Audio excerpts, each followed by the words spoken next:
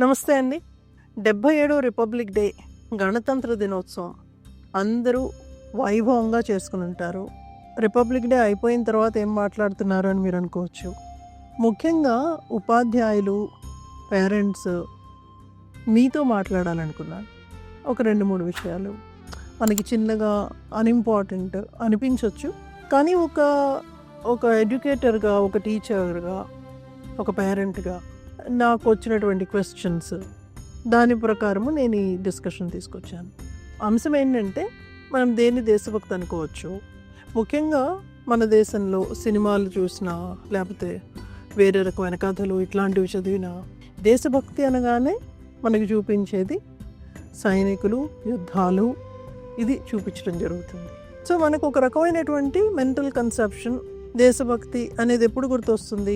యుద్ధాలు జరుగుతున్నప్పుడు. యుద్ధాలు అంటే యుద్ధం జరగకపోతే దేశభక్తి అనేది మనకి బయటికి ఎక్స్ప్రెస్ చేయం. మనం లోపల ఉంటుంది, నో డౌట్ అబౌట్ ఇట్.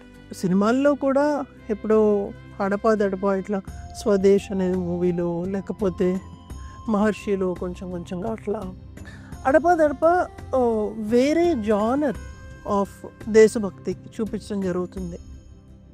కానీ చాలా వరకు ఈ యుద్ధాలు దీనికి పరిమితం చేయడం.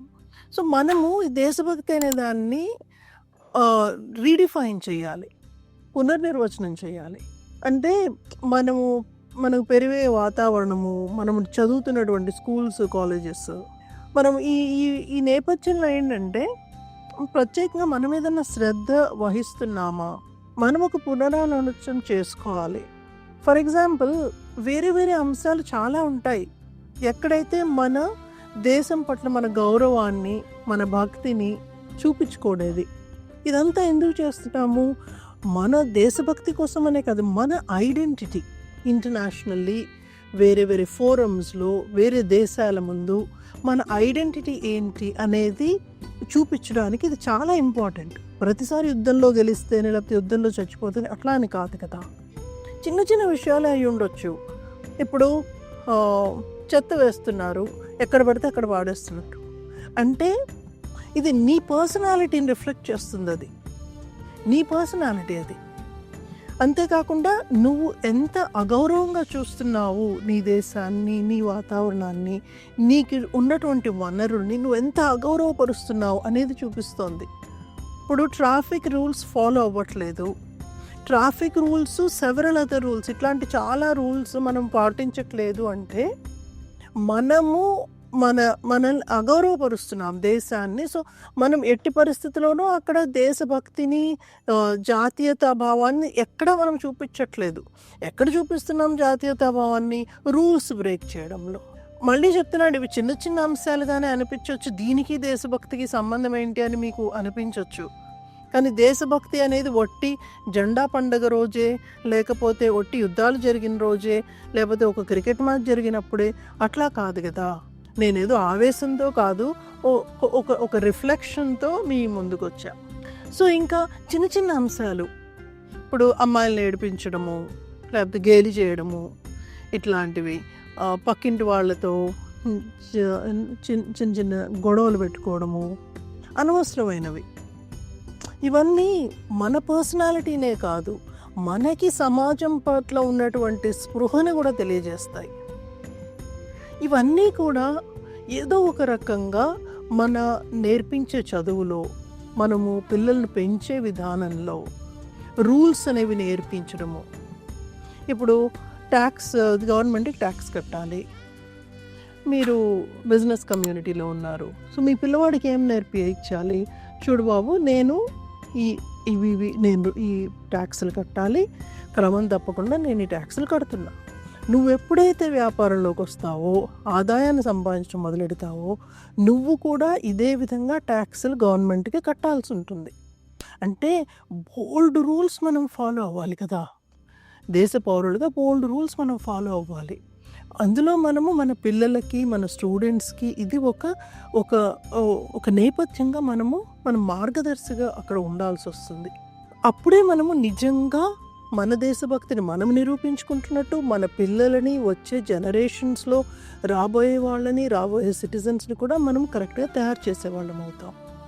ఇవన్నిటి పరంగా కేవలము టెక్నాలజీలో మనం ముందుకెళ్ళాలి అని అనుకుంటే కాదు కదా.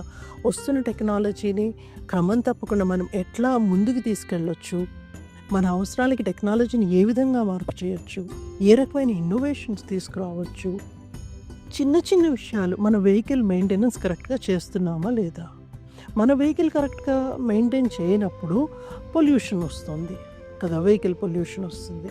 లేదంటే వాటర్ బాడీస్ కరెక్ట్గా మనము క్లీన్గా ఉంచుకోవట్లేదు, మన చుట్టుపక్కల వాటర్ బాడీస్ క్లీన్గా ఉంచుకోవట్లేదు. సో ఇదేమవుతుంది, మన నిర్లక్ష్యమే కాదు, మన నేషనల్ పర్సనాలిటీని వేరే దేశాల ముందు మనల్ని నిలబెడుతోంది. ఇప్పుడు ప్రస్తుత కాలంలో మీరు సోషల్ మీడియాలో, ఇంటర్నేషనల్ మీడియాలో ఎక్కడ చూసినా కూడా ఇండియా అనగానే ఒక పేదరికానికి, అన్క్లీన్గా ఉండేది, ఎక్కడ చూస్తే అక్కడ చెత్త చెదారము, ఇలాంటి వాటితో ఇండియా ఒక ఇమేజ్ని ప్రొజెక్ట్ చేస్తున్నారు. దీన్ని మార్చాలి, మనం ఆలోచించే పద్ధతి మార్చాలి. ఇలాంటివి మనము ఇళ్ళలో మాట్లాడుకుంటామా, క్లాస్లో మాట్లాడుకుంటామా లేదా అనేది కూడా ముఖ్యం. మీకు అనిపించవచ్చు మాట్లాడుకుంటే అయిపోయిందా, మాట్లాడుకోవడం మొదలుపెట్టడం కూడా చాలా ఇంపార్టెంట్. మనం మాట్లాడి అప్పుడు అది చేతుల్లోకి వస్తుంది కదా. సో డిస్కషన్స్, మాట్లాడడము కూడా చాలా ఇంపార్టెంట్. దానివల్ల ఏంటంటే ఒక థింకింగ్ ప్యాటర్న్ అనేది డెవలప్ అవుతుంది మన స్టూడెంట్స్లో, మన పిల్లల్లో చిన్న వయసు నుంచి. సో ఎల్కేజీ నుంచి పీజీ వరకు, తర్వాత రీసెర్చ్లో ఇవన్నీ జరిగేటప్పుడు మనదైనటువంటి ఒక పర్సనాలిటీని మనం క్రియేట్ చేసుకోగలగాలి.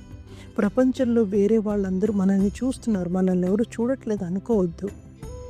అది కళ్ళు మూసుకొని పిల్లి పాలు తాగినట్టుగా కాదు. మన గురించి ఒక రకమైనటువంటి ఇమేజ్ ఫామ్ అవుతూ ఉంది ప్రపంచంలో. వేరు దేశాల వాళ్ళు మనం ఒక రకంగా క్రియేట్ చేసి చూపిస్తున్నారు. సో మన ఐడెంటిటీని మనం మార్చాలి, ఛాలెంజ్ చేయాలి. మేము ఇది కాదు, మేము దీనికి నిలబడ్డాము, మేము నిజాయితీకి ఉన్నాము, మేము వాతావరణాన్ని ఇలా పరిరక్షించుకుంటాము, మేము రూల్స్ ఇట్లా ఫాలో అవుతాము, మాకు క్లీన్లీనెస్ ఇంత ఇంపార్టెంట్, మాకు time important, punctuality, discipline important. ఇవన్నీ కూడా మనము మన చేతులారా మనం చూపించాలి. అది వాస్తవంగా మన దేశభక్తి అవుతుంది. థ్యాంక్స్ అండి, మీరు విన్నారు. ఇలాగా రకరకాలుగా మనం మాట్లాడుకుందాము. రాబోయే కాలంలో కూడా కొన్ని అంశాలు, చిన్న చితక అంశాలు తీసుకుని మనం చర్చించుకుందాము. చాలా థ్యాంక్స్. నా పేరు సోసిన్ రేవెల్లా, నేను ఫౌండర్ ఆఫ్ సోసినైస్ academy and I'm also a teacher of anthropology. Okay అండి, థ్యాంక్ యూ సో మచ్. నమస్కారం.